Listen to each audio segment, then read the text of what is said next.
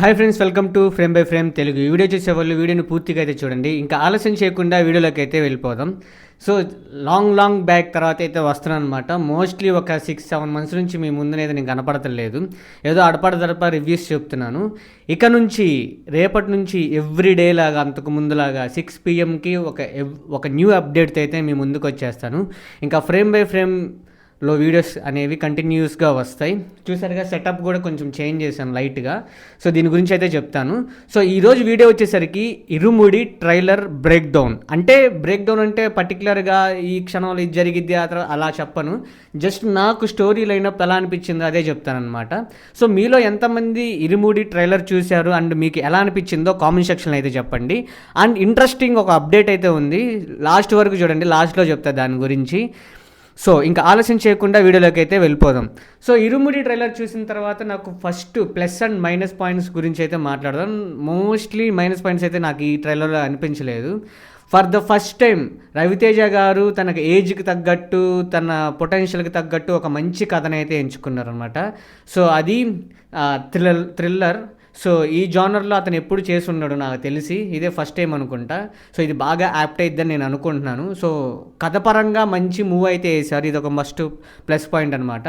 ట్రైలర్లో చూస్తున్నప్పుడు రవితేజ గారు ఫుల్ ఆఫ్ ఎమోషన్స్తో ఈ మూవీలో నటించబోతున్నారు అయితే అర్థమవుతుంది.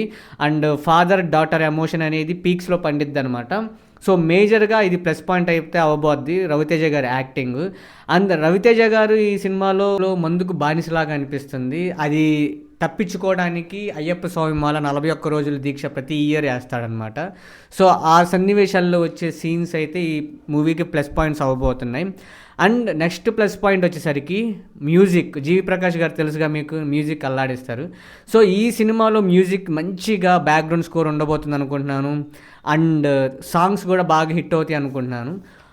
అందరూ ఫేమస్ సాంగ్ మల్లెపూల సాంగ్ వచ్చేసరికి లాస్ట్లో ఉండబోద్ది. దాని గురించి అయితే క్రేజీ అప్డేట్ అయితే ఒకటి ఇస్తాను. అది మ్యాక్సిమం నిజం అవ్వచ్చు, చూద్దాం, లేదంటే లేదు ఇంకా. So and next plus point వచ్చేసరికి సినిమా ఫోటోగ్రఫీ చాలా బాగుంది. న్యాచురల్ లొకేషన్స్లో షూట్ చేశారు. ఆర్టిఫిషియల్ సెట్స్ అయితే ఏం వేయలేదు. సో ఓవరాల్గా ఈ ట్రైలర్ చూస్తుంటే రవితేజ గారు ఒక బిగ్ బ్లాక్ బస్టర్ తన కెరియర్లో ఎక్కువ కలెక్షన్స్ సాధించబోతుందేమో అనిపిస్తుంది. 21వ తారీఖు మేబీ 20వ తారీఖు ప్రీమియర్స్ పడతాయి. సో ఫస్ట్ రివ్యూ మందే ఉంటుంది. ఫస్ట్ షోకి అయితే వెళ్ళిపోదాం. సో ఈ సినిమా మూవీ ట్రైలర్ చూసిన తర్వాత నాకు అనిపించిన ఇదనమాట. అంటే స్టోరీ లైనప్ వచ్చేసరికి ఒక ఆడపిల్లలు సర్టెన్ ఊర్లో ఆడపిల్లలందరూ మిస్ అయిపోతూ ఉంటారు, చనిపోతూ ఉంటారు. దానికి కారణం చదువు. ఆ చదువు సరిగ్గా చదవకపోతే ఆ స్కూల్లోనే ఏదో జరుగుతుంది. అండ్ ఏదైతే ఈ అమ్మాయిల మీద అఘాయిత్యాలు జరుగుతున్నాయో, చిన్నపిల్లల మీద నుంచి పెద్దవాళ్ళ దాకా రేప్ సీన్స్ ఇవి ఎన్ని ఉన్నాయి కదా, ఇటువంటి కేసెస్ వాటి మీద ఇది మేజర్గా ఆధారపడి ఉండిద్ది. అల్టిమేట్గా ఇందులో రవితేజ గారి పాప అయితే చనిపోయిద్ది అనుకుంటున్నాను. సో అందుకని ఆ ఊరు మొత్తం ఆడపిల్లల్ని దత్తత తీసుకొని వాళ్ళందరినీ కాపాడే బాధ్యత రవితేజ గారు వేసుకున్నారు. అది కూడా మాల్లో ఉన్నప్పుడు నిష్టగా ఉండాలి కాబట్టి. అప్పుడు అతను ఫేస్ చేసిన హడల్స్ ఏంటి, దేవుణ్ణి దాటి మరి వెళ్ళి వాళ్ళని కాపాడా లేదా అనేది సినిమా ఉండబోతుంది నాకు తెలిసి. సో ఈ డైరెక్టర్ వచ్చేసరికి శివ నిర్వాణ. మజిలీ సినిమా చూశారు కదా, నాకు చాలా బాగా ఇష్టం మజిలీ, ఖుషి. సో ట్రస్టబుల్ డైరెక్టర్ అనమాట. కొత్త డైరెక్టర్ కాబట్టి మ్యాక్సిమం సినిమాతో చాలా జాగ్రత్తగా అయితే తీస్తాడు అనుకుంటున్నాను. సో ఇవన్నీ నాకు ప్లస్ పాయింట్స్. ఈ సినిమా చూడంగానే పాజిటివ్ వైబ్ ఈ ట్రైలర్ చూడంగానే అనిపించింది. మీకేం వచ్చిందో కామెంట్ సెక్షన్లో చెప్పండి.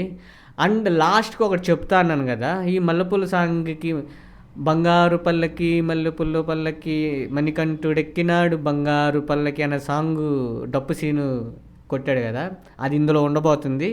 అందులో ఆ బిట్ మ్యూజిక్లో రామ్ చరణ్ గారు రాబోతున్నారు. సో థియేటర్లో వెళ్ళిపోతాయి. సో అందుకని ఆ సాంగ్ని హైడ్ చేశారు. ఈరోజు ప్రీ రిలీజ్ ఈవెంట్ జరగబోతుంది. కొద్దిసేపట్లో ఆ సాంగ్ కూడా రిలీజ్ కాబోతుంది. సో ఇది మోస్ట్లీ ఒక 70% రైట్ అవ్వచ్చు, ఒక 30% రాంగ్ అవ్వచ్చు. సో మ్యాక్సిమం అయితే రామ్ చరణ్ గారు క్యామియో రోల్ ఉండిద్దని అనుకుంటున్నాను. ఎందుకంటే రామ్ చరణ్ గారు కూడా ఎక్కువ ఈ మాల ఇవన్నీ వేస్తారు కదా. సో ఆ బేసిస్ మీద చేసి ఉండొచ్చు. అండ్ రవితేజ గారి మీద అభిమానంతో కూడా చేసి ఉండొచ్చు అని అయితే అనుకుంటున్నాను. సో మీరేమంటారు, రామ్ చరణ్ గారి మూవీలో ఈ సాంగ్ బిట్లో ఉండాలనుకుంటున్నారో వద్దనుకుంటున్నారో కామెంట్ సెక్షన్లో అయితే చెప్పండి. ఒకవేళ ఉంటే థియేటర్లో ఎలా ఉండిద్దో కూడా కామెంట్ సెక్షన్లో అయితే చెప్పండి. సో అది గైస్ నా ఇన్ఫర్మేషన్ కనుక నచ్చితే లైక్ చేయండి, షేర్ చేయండి, సబ్స్క్రైబ్ చేసుకోండి. మళ్ళీ నెక్స్ట్ వీడియోలో కలుద్దాం. బాయ్.